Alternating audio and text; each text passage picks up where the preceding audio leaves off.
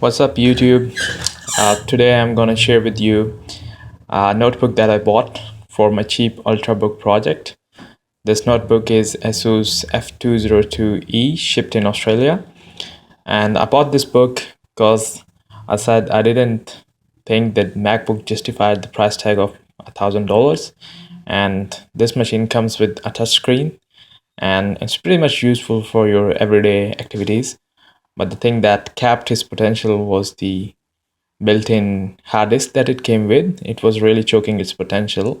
So looking up on the internet, I saw a few DIYs that people put in SSD into this machine, and they had marvelous results. I couldn't find any video on YouTube, before and after reviews, nothing like that. So I just decided to post it up online for somebody who's willing to do this one, and I definitely recommend this upgrade. So this one here, please mind that I'm shooting with my mobile phone, so just bear with me.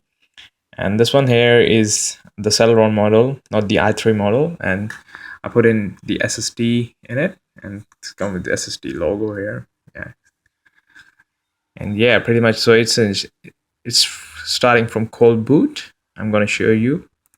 So this one is the start button. You can see. Yep. So that's it. So I have to push the button, and it takes. That's it. Less than 2 seconds, I think.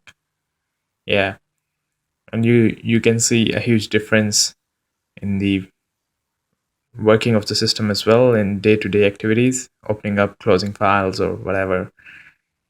And yeah, I would definitely recommend this upgrade to anybody who's thinking of getting a cheap Ultrabook for uni or assignment purposes. I would definitely recommend this one. Anyways, thanks for watching and listening, and have a good day.